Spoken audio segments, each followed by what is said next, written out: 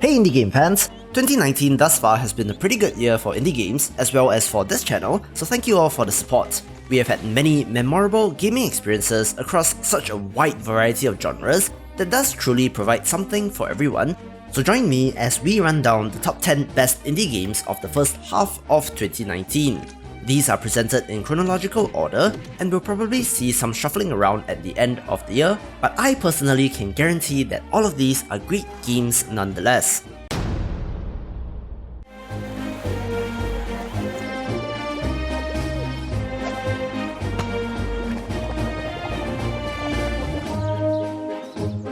My time at Porsche has generally been mentioned in the same breath as Stardew Valley, and that is for good reason. Both are relatively chill life or farming sim type games where you leave your city and go to a wonderful place that promises reward and satisfaction if you put in the work.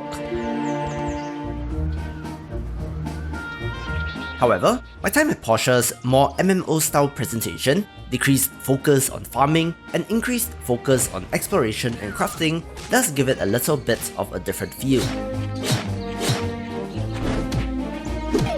You know the drill by now: fix up your past neglected workshop, take on crafting assignments, and befriend and help the townspeople with various errands. There are vehicles and events, as well as new areas being gated off by having to build bridges, for example, and each new area unlocked does feel new and exciting. Also, very relaxing overall and a great game to get lost in.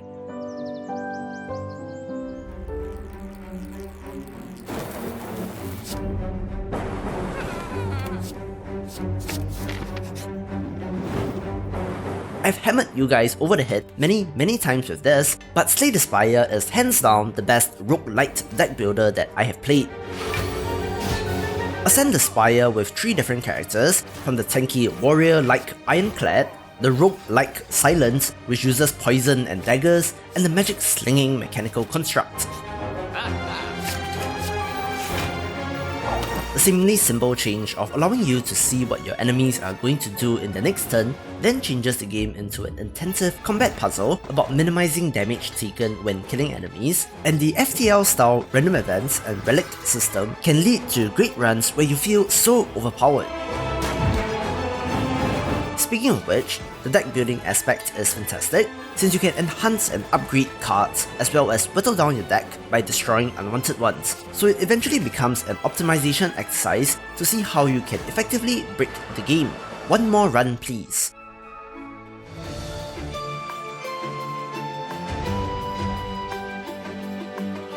I won't let you down.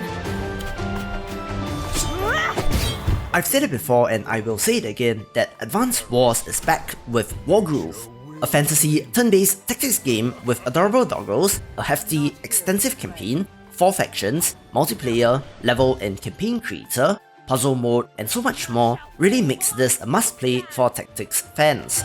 Fight me! That's enough. The main story is an epic tale of conquest and good versus evil, spanning multiple continents and factions, and while it does look so adorable, the difficulty does ramp up rather quickly. You'll never see me coming! For a 15-year dormant series to be brought back to life, so to speak, in a spiritual successor kind of way, really makes me love indie developers even more, since these people, like us, are fed up that their favorite series is in limbo for whatever reason. Either the IP holder is not doing anything with the series, or the IP is embroiled in some legal entanglements, but these people do have the capability and the skill necessary to breathe new life into an awesome experience like this, so more please.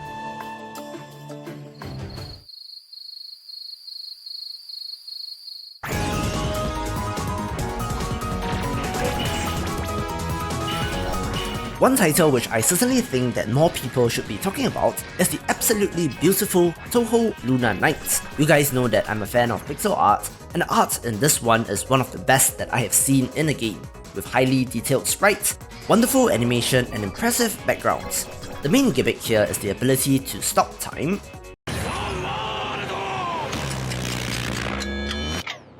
which is super helpful both in combat and, interestingly, in the platforming and exploration as well.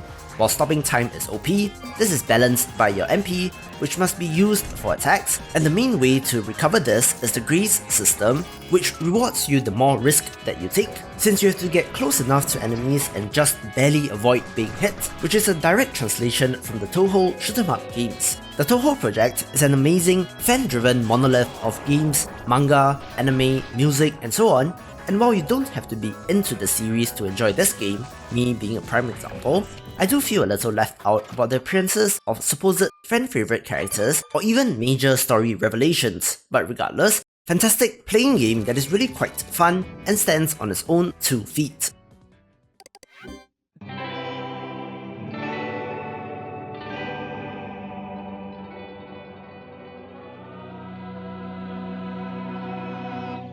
One of the quirky and more unique indie games of 2019 has to be Hypnospace Outlaw, where you play as the internet police and have to stamp out virtual crime. Professor Helper here, ready to help. In what amounts to an amalgamation of the internet in the 90s, with Jules' cities like web pages, desktop pop-up assistants and more. While certainly nostalgic, this is in no ways a crutch, and instead is used as the setting to great effect.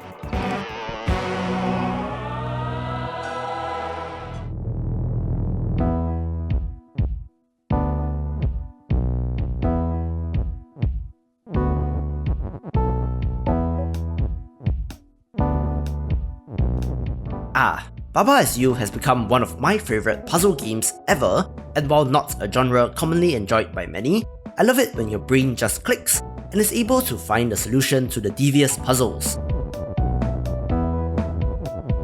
A block pushing or Sokoban style puzzle game, the twist here is that the rules of the game are all laid bare in the level itself, and pushing the blocks around and changing the rules will allow you to solve the puzzle, which in its most simplest form is to get Baba to whatever object is win. Sound like a crazy person when you explain this to your friends.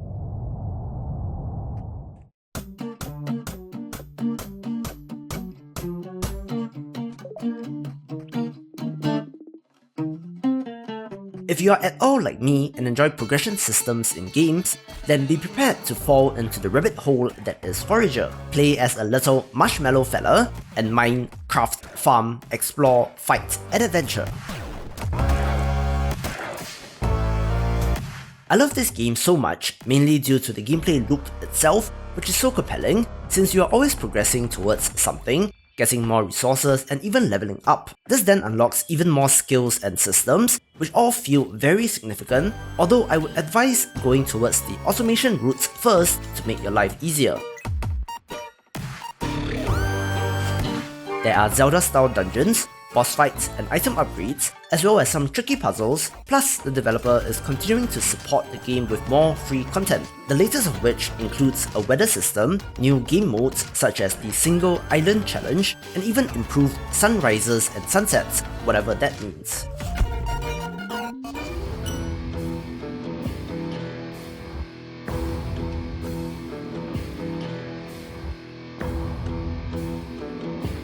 Hey, remember Chivalry Medieval Warfare? The excellently received 2012 game got a spiritual successor of sorts with Mordhau, which has taken the world by storm, even spilling over to a largely mainstream audience than just our rather niche indie gaming world. A medieval first-person brawler, this does have ranged weapons as well, so there is some variety, but the different options available, from axe, swords, spears, and even on horseback, do vary up the experience. As mentioned with Wargroove, this is another example of developers just making their own game, since Chivalry was not going anywhere, but plot twist, Chivalry 2 was announced at E3 as an Epic Games Store exclusive, so beating the original team to the market, plus the bad press around being an EGS exclusive, really did help Mordhau become one of the runaway successes of the year, although that isn't without controversy.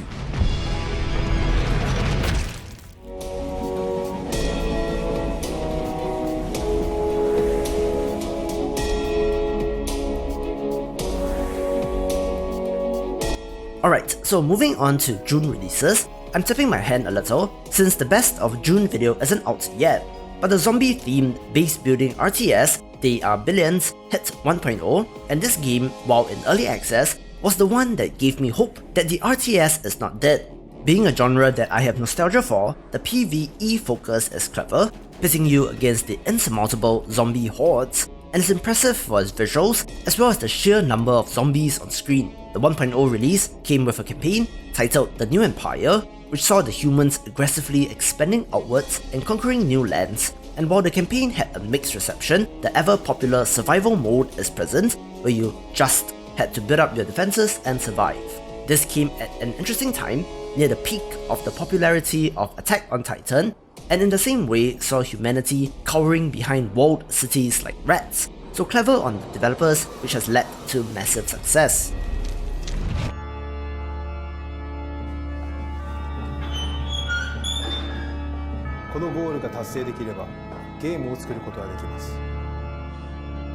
Symphony of the Night 2 was released last month after a massive Kickstarter campaign, several delays, and developers being put on and taken off the dev team.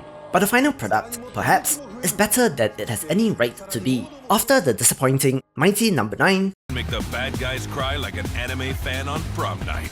things did seem dire in the crowdfunded spiritual successor market, especially when the original author-creator was involved, in this case, one Koji Igarashi. However, this has been one of the more classic Castlevania-type experiences with suitably campy tropes, a massive castle to explore, rich world and lore, as well as the main villain being named Jibo, which is dumb and fun. Being more linked to Castlevania, Bloodstained does have more RPG aspects to the progression, such as stats and equipment, but interestingly, we also have a magic system based on demon shards that allows you to gain some sort of ability from every enemy in the game. Boss fights are challenging, and while I was initially not too sold on the visuals, I guess that I have come around on that a little, since the gameplay, which is king, is pretty fun. While perhaps not as indie as some of the other titles that I have covered, this nonetheless technically falls on that side of things, so it rounds off a great 2019 so far, so here's to 6 more great months. For more of the best indie games, do check out the previous video or click on the recommended playlist, and I will see you after the jump.